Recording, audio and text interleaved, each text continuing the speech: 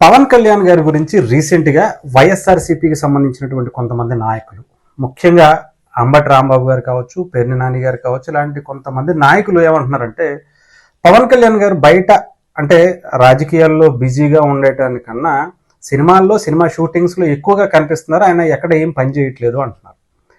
అంటే నిజంగానే అసలు ఫస్ట్ నిజంగా రాజకీయాల గురించి మనం ముందు మాట్లాడితే పవన్ కళ్యాణ్ గారు చేసినటువంటి పనులు ఇప్పటి వరకు ఏ మంత్రి అయినా చేశారా?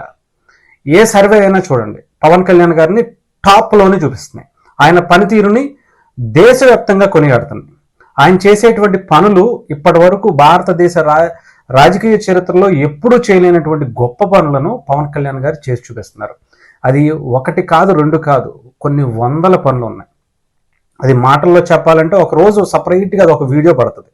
ఎందుకంటే పంచాయతీరాజ్ శాఖ మంత్రిగా పవన్ కళ్యాణ్ గారు ఇప్పటి వరకు అంటే భారతదేశానికి స్వతంత్రం వచ్చి 77 సంవత్సరాలు పూర్తయినటువంటి ఈ టైంలో కూడా ఇంకా రోడ్లు పడినటువంటి రోడ్లను కావచ్చు, లేదంటే గోకులాలు కావచ్చు, లేదంటే ఆ ఊరికి ఇంకా జీవితంలో కరెంట్ రాదు అని ఫిక్స్ అయిపోయినటువంటి అక్కడ ఉన్నటువంటి ప్రజల కళ్ళల్లో ఆనందం చూసినటువంటి పవన్ కళ్యాణ్ గారి పనులే దానికి నిదర్శనంగా చాలా సందర్భాల్లో చాలా విషయాలు మనం చెప్పుకుంటూనే వచ్చాం.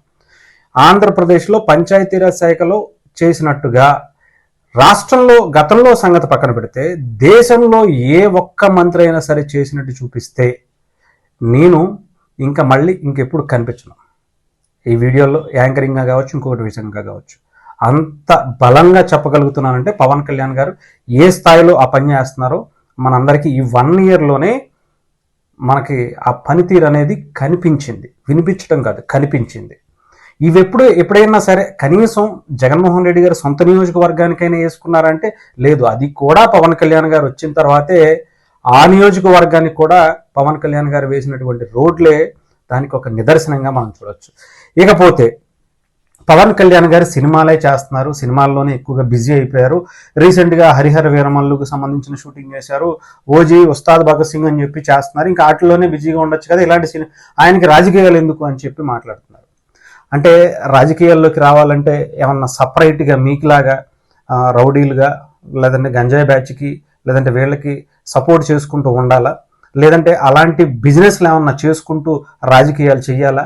లేదంటే తండ్రి అధికారాన్ని అడ్డం పెట్టుకుని కొన్ని లక్షల కోట్లు సంపాదించి దోచుకున్న డబ్బు కోసం కుక్కలు కొట్టుకున్నట్టుగా, అంటే బయట దొరికేటువంటి తిండి కోసం కుక్కలు కొట్టుకున్నట్టుగా మీకులాగా కొట్టుకుని ఉండాలా? లేకపోతే తండ్రిని అడ్డం పెట్టుకు వచ్చినటువంటి సొమ్ముని దాచుకోవటం కోసం, అంటే దొంగ సొమ్ముని దాచుకోవటం కోసం, ఇంకా దోచుకోవటం కోసం అధికారంలోకి రావటం పవన్ కళ్యాణ్ గారు లాంటి వ్యక్తులు చేయాలా? అంటే అలాంటివి చేయరు. డెఫినెట్గా అలాంటి రాజకీయ నాయకుడు పవన్ కళ్యాణ్ గారు కాదు. ఆయన నిజాయితీగా ఆయన సినిమాల నుంచి ఆయన కష్టపడి, నిజంగా చెప్పాలంటే ఆయనలాగా చేసేటువంటి ఇంకొక నాయకుడిని మీరు ఈ భారతదేశంలో చూపిస్తే, నేను ఇందాక చెప్పాను కదా, నేను కంప్లీట్గా ఇంకెప్పుడు ఒక్క వీడియో కూడా పవన్ కళ్యాణ్ గారి మీద చేయను, అంత బలంగా చెప్పగలుగుతున్నా. పవన్ కళ్యాణ్ గారు లాంటి పనితీరు కనబరుస్తూ ఒక పక్క సినిమాలు నైట్ టైము కొంత టైంలో, అది కూడా ఆయన దాదాపు 10 ఏళ్ళు అవుతుంది, 11 సంవత్సరాలు అయింది రాజకీయాల్లోకి వచ్చి. ముఖ్యంగా 10 ఏళ్ల పాటు ఆయన ప్రతిపక్ష పాత్రలోనే ఉన్నారు, అది కూడా ఒక్క సీటు కూడా లేకుండా. అయినా కానీ ప్రజల సమస్యల మీద ఒక యుద్ధమే చేసుకుంటూ వచ్చారు. అలాంటి నాయకుడు నిజంగా ఆయనకి వేరే ఆదాయం లేదు, మీకులాగా దోచుకున్న డబ్బు లేదు, దాచుకోవడానికి ఆయనకి వెనకాల వేల కోట్లు లేవు. మీకులాగా ఒక తండ్రిని సీఎంగా ఉన్నటువంటి ఆయనకి లేదు కదా. వాళ్ళ తండ్రి ఏమో సాధారణ కానిస్టేబుల్, వాళ్ళ అన్నయ్య ఏదో కాస్త కోస్తా సినిమాని పరిచయం చేశారు, దాని నుంచి వచ్చేటువంటి డబ్బుతోనే ఆయన రాజకీయాలని చేసుకుంటూ ఒక పార్టీని నిజాయితీగా నడుపుకుంటూ తన రాజకీయ ప్రస్థానాన్ని చరిత్రలో లిఖించేటువంటి విధంగా చేసుకుంటూ వచ్చారు.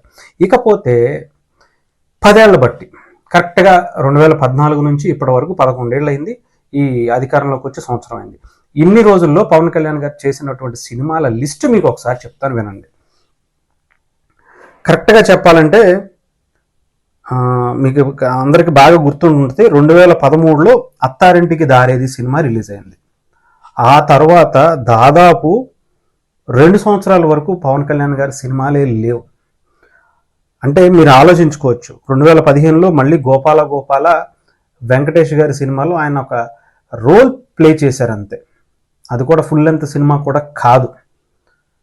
ఆయన ఎంత నిబద్ధతతో ఆయన పని చేసుకుంటూ వస్తున్నారంటే, సినిమాకి ఆయన అవసరం ఉండొచ్చు, కానీ ఆయనకి సినిమా అవసరం లేదు.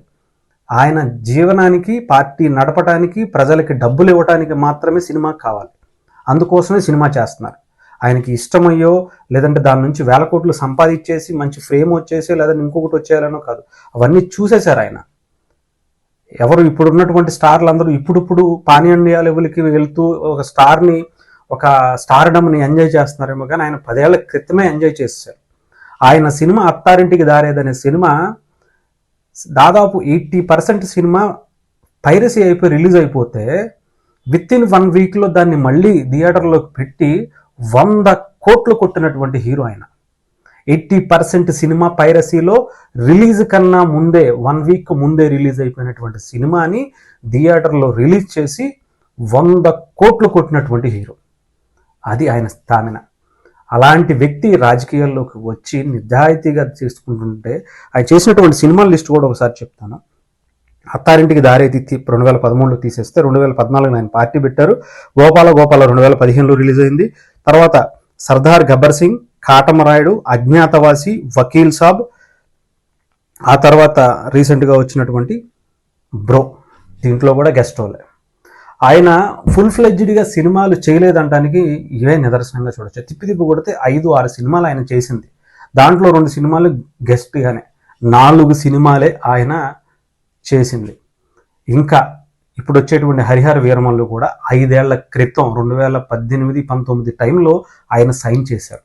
అప్పటి నుంచి ఆయన సినిమాని చేయట్లేదు అంటే ఆలోచించండి ఆయన ఎంత టైం రాజకీయాల మీద వెచ్చిస్తున్నారో.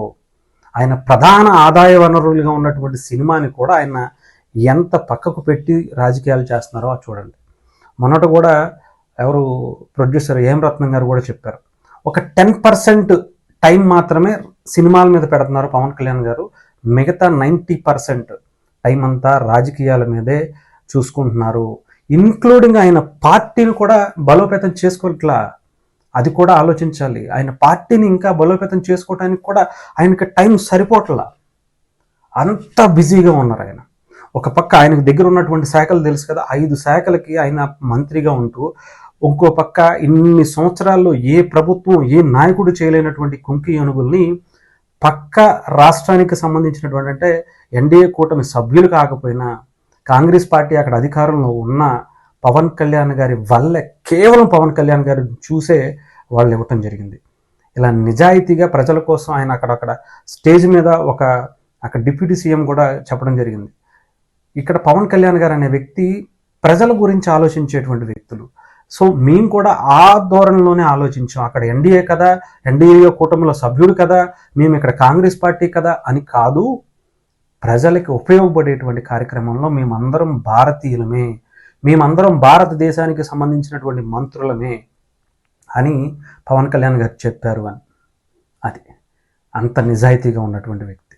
అలాంటి వ్యక్తి మీద కూడా మీలాంటి వ్యక్తులు ఇంకా కుసంస్కారంగా దోచుకున్నవి, ఇసుక రేవుల్లో కావచ్చు, మద్యంలో కావచ్చు, లేదంటే భూములు కొట్టేసి కావచ్చు, వీళ్ళని బెదిరించి కావచ్చు, ఆఖరికి ఎవరన్నా చనిపోతే కొంతమంది వ్యక్తులు ఉన్నారు. గుంటూరు జిల్లా సత్తెనపల్లికి సంబంధించినటువంటి ఒక నాయకుడు వైఎస్ఆర్సీపీ, ఎవరో చనిపోతే వాళ్ళకి రావాల్సినటువంటి 2 లక్షలు 3 లక్షల్లో కూడా వాటా అడిగినటువంటి, శవాల మీద పేలాలు వేరుకుని తినేటువంటి సంస్కృతి ఉన్నటువంటి నాయకులు మీరు కూడా పవన్ కళ్యాణ్ గారు లాంటి వ్యక్తి గురించి మాట్లాడుతుంటే ఇంతకన్నా హాస్యం ఇంకోటి ఉండదేమో అనిపిస్తుంది. మీ బ్రతుకులకి కనీసం ఆయనతో ఒక ఫోటో కూడా దిగటానికి అర్హత లేనటువంటి మీరు కూడా ఆయన గురించి మాట్లాడుతుంటే ఏమనాలో తెలియట్లే. అంటే పవన్ కళ్యాణ్ గారు నిజంగా, అంటే మీలాంటి వాళ్ళు మాట్లాడబట్టే ఆయన విలువ కొంతమందికి బయటికి చెప్పాల్సి వస్తుంది. మాలాంటి వాళ్ళకి నిజంగా అది చెప్పుకోవడం కూడా చాలా గర్వంగా ఫీల్ అవుతున్నాం. ఎందుకంటే ఆయన చెప్పరు. ఆయనకి సంబంధించినటువంటి నాయకులు ఎవరో కూడా అంత సోషల్ మీడియాకి సంబంధించినటువంటి వాళ్ళకి ఎవరికి అంత బలమైనటువంటి లేదు. సో డెఫినెట్గా చెప్పాలి. ఎందుకంటే మీలాంటి వాళ్ళు ఇలాంటి క్వశ్చన్స్ చేసినప్పుడే పవన్ కళ్యాణ్ గారి విలువ ఈ రాష్ట్ర ప్రజలకి, తెలుగు రాష్ట్రాల ప్రజలకి, దేశానికి ఒక గొప్ప నాయకుడు విలువ ఏంటి అనేది, ఆయన ఏం చేస్తున్నారు, ఎలాంటి త్యాగం చేస్తున్నారు అనేది తెలుస్తుంది. ఆయన ఓజీ సినిమా ఎప్పటి నుంచో వెయిట్ చేస్తున్నారు. అలాంటిది హరిహర వీరమల్లు అనే సినిమాని ప్రొడ్యూసర్ నష్టపోతున్నాడు అని తెలిసి ఆయన డబ్బులు కూడా రిటర్న్ ఇచ్చేశారు. ఇచ్చినటువంటి అడ్వాన్స్ 11 కోట్ల రూపాయలు, అక్షరాల 2 లక్షల రూపాయల దాంట్లోనే నా వాటా ఎంత అని దుబ్బేసి మీకు ఆయన విలువ, ఆయన స్థాయి గురించి మాట్లాడుతుంటే డెఫినెట్గా ఇలాంటి వాళ్ళు మాట్లాడాలి. పవన్ కళ్యాణ్ గారి విలువ ప్రజలకి తెలియాలి, అప్పుడే తెలుస్తుంది. ఎందుకంటే మీలాంటి వాళ్ళ నోటి నుంచి ఈయన కూడా మాట్లాడే వ్యక్తేనా అని ప్రజలకి ఒక అవగాహనకు అయితే వచ్చేటువంటి పరిస్థితి అయితే ఉంది. సో ఏదేమైనా సరే పవన్ కళ్యాణ్ గారు చేసినటువంటి సినిమాలు ఈ 10 ఏళ్ల కాలంలో, అంటే ఆయన చేసిన సినిమాలు చాలా క్లియర్గా చెప్పాలంటే 5 సినిమాలు మాత్రమే. ఈ 5 సినిమాలు కూడా సర్దార్ గబ్బర్ సింగ్, కాటమరాయుడు, అజ్ఞాతవాసి, వకీల్ సాబ్, భీమ్లా నాయక్, ఈ 5 సినిమాలు ఆయన ఫుల్ ఫ్లెడ్జ్డ్ హీరోగా చేశారు. మిగతాది ఇంకా బ్రో కావచ్చు, గోపాల కావచ్చు, పెద్ద లెక్కలోకి తీసుకోవాల్సినటువంటి పని లేదు. ఎందుకంటే అవి జస్ట్ కొన్ని డేస్ మాత్రమే పవన్ కళ్యాణ్ గారు గెస్ట్ రోల్లో చేశారు. అది కూడా సాయి ధరమ్ తేజ్ గారి కోసం బ్రో చేశారు. వెంకటేష్ గారు ఒక చిన్న రోల్ ఇది ఉంది అని చెప్తే ఆయన కోసం ఒక మంచి సినిమా అని చెప్పి దాంట్లో చేయడం జరిగింది. అంటే పవన్ కళ్యాణ్ గారు ప్రజల మనిషి అని చెప్పడానికి నేను కొన్ని లిస్టు కూడా తీసుకోవడం జరిగింది.